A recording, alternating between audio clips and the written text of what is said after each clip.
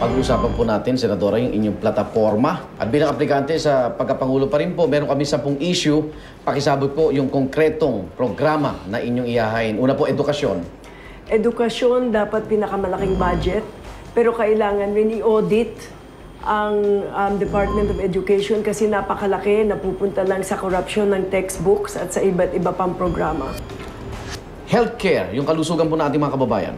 Dapat ang healthcare ay pantay-pantay para sa lahat, lalong-lalo na mahihirap. Para sa akin, dapat libre edukasyon at libre ang healthcare, hindi lang yung maliliit na PhilHealth cards.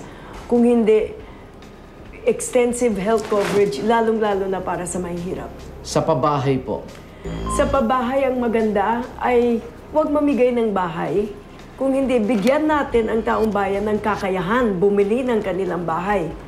Gagawa ko ng malaking bangko na may pondo na low interest at long amortization na makakautang mga mahihirap na walang collateral para sila mismo ang makabili ng bahay nila. Sa inyong plataforma po, Senadora, binumungkahin nyo na may moratorium sa pag-demolish ng mga kabahayan, ng mga informal settlers. At maghanap sila ng lugar na maaring mapaglipatan malapit doon sa lugar ng kanilang trabaho. Sa sikip na po ng Metro Manila, saan pa ho ito pwede maging matagumpay? Kailangan talaga ilabas sila ng lungsod Galing ako sa Quezon City, sa Commonwealth, kung saan may mga informal settlers na may-ari naman ng City of Quezon City. Pwede naman silang mag-build ng apartment upwards. Ang laki-laki talaga ng lupa doon. Ang dami-dami pa. At wag naman, ako I'm against na yung malalaking developer, hindi nila babayaran, gagamitin ng pulis, papaalisin tapos hindi relocate. Kailangan bigyan ng sapat na kabuhayan yung mga settlers. Senator, paborito ninyong usapin, kalikasan. Ano po yung nais yung gawin? Sa akin, sa kalikasan ay part yan ng human rights. Yung talagang napipinsala dyan, yung mahihirap, kagaya ng Ondoy. Dahil sa mismanagement ng kalikasan, maraming namatay.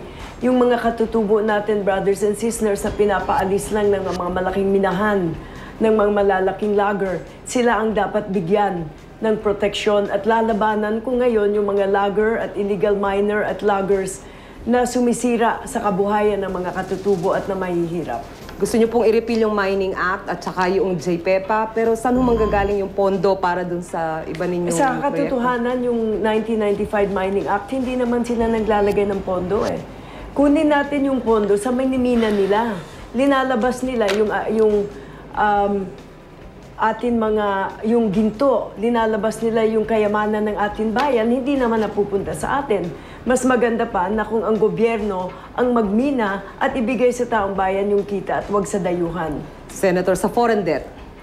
Sa foreign debt, ako ay para sa renegotiation at sa repudiation ng mga illegal at odious debt.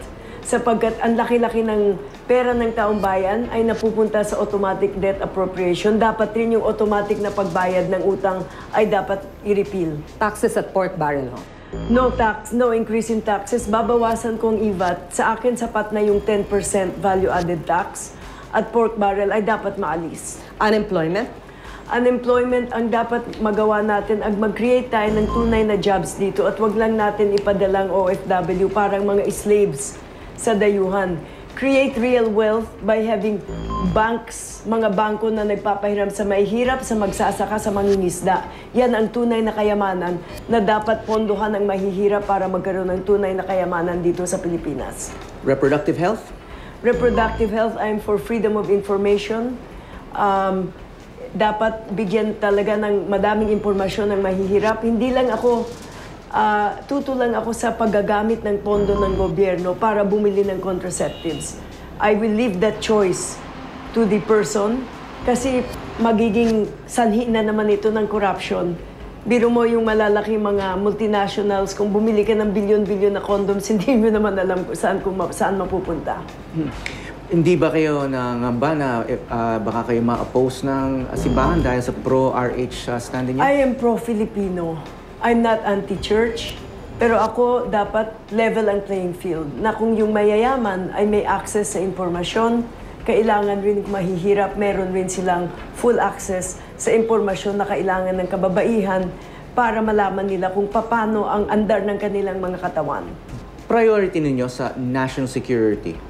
National security, my major priority is to renegotiate or rescind VFA. Hindi tayo magkakaroon ng tunay na sovereignty kung ang mga dayuhan ang nagpapalakad pa ng militar sa ating bayan.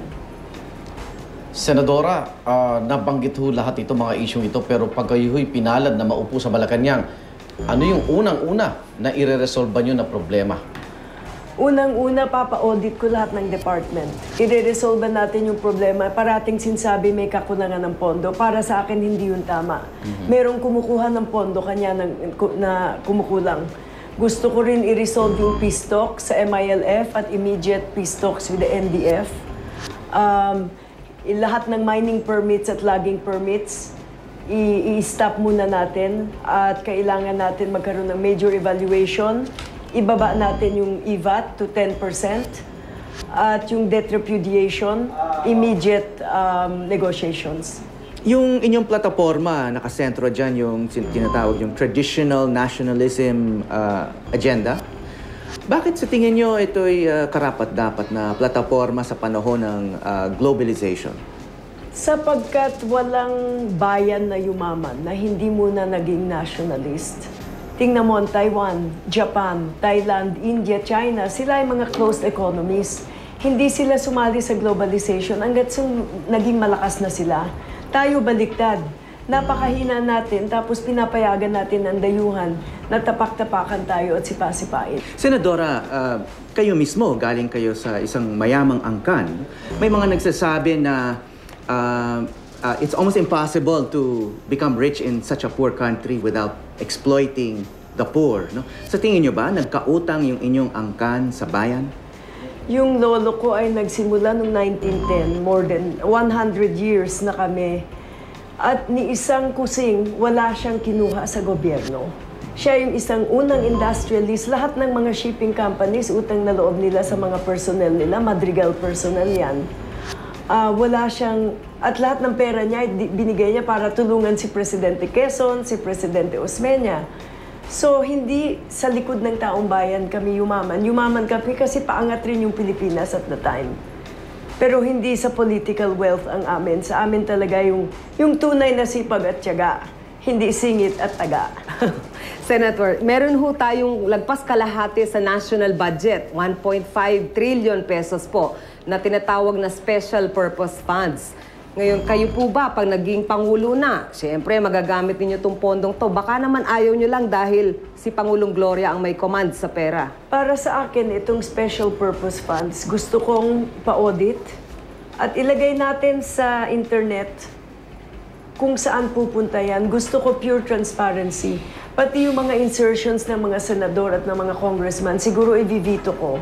O kung yung insertion ay talagang makakabuti, ilagay natin sa internet. Dapat yung accounting ng buong bayan, pati yan ko, dapat i-audit sila eh. Lahat transparent. Pinanganak daw po kayo with a silver spoon in your mouth. Paano nyo matutugunan ng issue ng kahirapan? Kung sanay daw po kayo sa maluhong pamumuhay o yaman?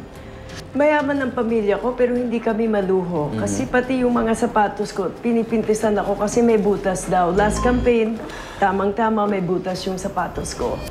Hindi kami mapalabili ng mga luxury things. Madami sa ginagamit ko, minana ko.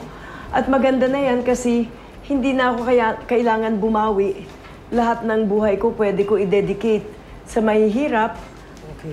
Noong pong 2006 sa Senado, medyo nagkasagutan kayo ni Senator Enrile. At ang sabi niya kasi, sangkot daw kayo sa pandaraya noong 2004 elections. Nagkasagutan kami kasi parang meron siya nasabi na ininsulto niya yung father ko. Eh, noon namamatay na yung father ko. A month after that, namatay siya. Siguro sa galit niya, sabi niya yun. Pero napatunayan na yung tao na nagbigay sa kanya ng information, may warrant of arrest na ako sa kanya kasi defamation of character yun. So parang misinformed rin si Senator Enrile. Ano po ba yung sinabi na defamation sa inyo? Na kayo ba'y kasama sa Ako nandaya? daw na nagdaya. Okay. Pero napatunayan, nanalo kami sa korte. At yung tao na yun hindi na mahanap. So that basehan niya yun in misinformation.